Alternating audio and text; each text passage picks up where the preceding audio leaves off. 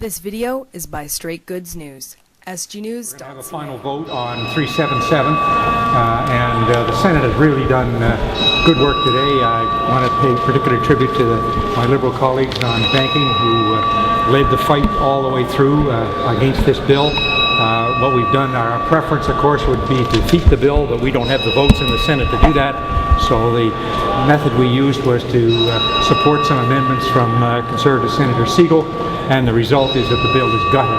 We've taken out the most important parts, the low thresholds of reporting, and increase those, and now the bill will pass over our objection, but it will go back to the House of Commons with the amendments which essentially gut the bill, and hopefully the government will reconsider its support of the bill, because it'll be back at third reading in the House of Commons when we get back after the summer break. So we've got a situation where, although the politics are kind of fun and the playful back and forth between the parties, but you end up with a situation where the unelected, unaccountable Senate, you can hear the words now, is frustrating the will of the elected House down the hall. No, but we did, we're here to provide sober second thought, to provide careful consideration, to give Canadians an opportunity to be heard, and that's what we did. And our senators led a fight against this.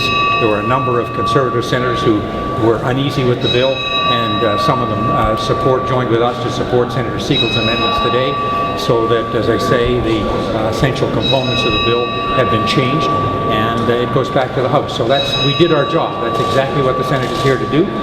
The House will consider our proposals, and we'll see what happens when we come back in the fall. Senator Cowan, can you reiterate some of the opposition, the reasons that your party was against the bill?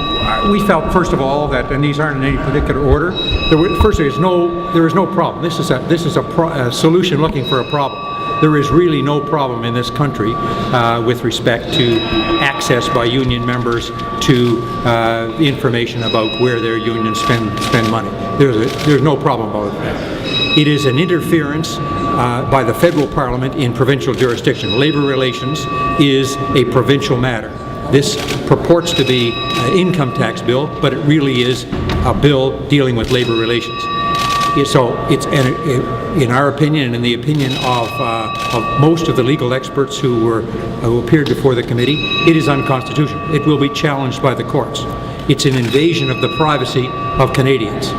And as I say, it's a solution in search of a problem to solve. So those were the basic reasons that we were against it. We said when we got it here, we were going to give Canadians an opportunity to be heard.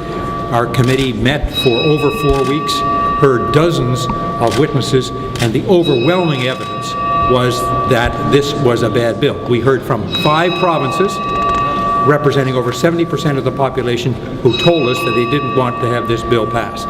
So we listened to that, and in its present form, and we essentially gutted the bill. That's what we've done today. So why is it infringing on labor relations? Because the average person might not see, well, okay, they have to publicly disclose their expenses. What does that have to do with labor relations? When it upsets the balance between employers and employees, if there is a greater obligation to disclose on employees' organizations than there is on employers' organizations, that upsets the balance. As an example, if you are an employer and you're negotiating with a union and you know precisely how much money, how the union is spending its money and how much it has in the strike fund, that puts you at an advantage if the union doesn't have the same information about the depth of your pockets as an employer. That's an example of how it would upset that. Senator, there was a series of amendments. It was the Siegel amendments that Yes. Can I ask you, there was a level of discomfort in the Banking and Trade and Commerce Committee by the Conservative majority. They passed that unusual motion from Senator Black. How would you characterize the temper in the Conservative majority in that committee on this bill? Well, I wasn't at the committee, but I think your take on it is accurate. There was a lot of unease amongst all senators on all sides. There was heavy pressure from the Prime Minister's office and from Conservative leadership to get this bill passed unamended before the summer. And I think that the Conservative senators were greatly influenced by the witnesses who appeared before the committee, as we were. So I think that the mechanism that we chose to do what we did was to get support for Senator Siegel's amendments. It survives proroguing if that happens, And as you point out, it was the subject of intense focus. That is unusual in a private bill. Do you expect to see this bill passed? Well, I understand the procedure from a procedural point of view. It will go back to the House of Commons and it will appear on the order paper in the House of Commons in its unamended form at third reading. And then they will decide whether they want to bring it forward either in the same form or amend it or perhaps take it back and reconsider the whole thing, which is what I hope. I hope that the government will take the summer to look at the evidence that was produced in the Senate, the speeches that were given in the Senate, and will reconsider its unqualified support for this bill, because I think the more people see of this bill, the worse they see, the worse they think of it.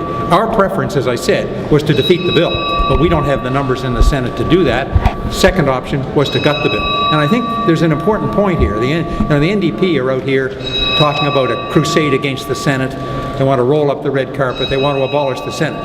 If the NDP had had its way and there was no Senate, Bill C-377 would have been the law of the land months ago. It was the liberal senators supported by a brave handful of conservative senators that gutted this bill and prevented it from being law today. So I think the Canadians who look and wonder whether there's a role for the Senate should consider very carefully, because as I said at the beginning, the Senate did good work today. What were those conservative numbers? How many conservatives do you know? I think it was about 16 conservative senators who voted with the Liberals in support of the amendments. Do you think that the vote would have been different if the Conservative Convention was going ahead and those senators would have had to show up there and respond to MPs and also to party members? I know that there were a number of senators who were not happy about having to go up and face their Commons colleagues on this issue, but I couldn't speculate as to whether it would make any difference in the vote.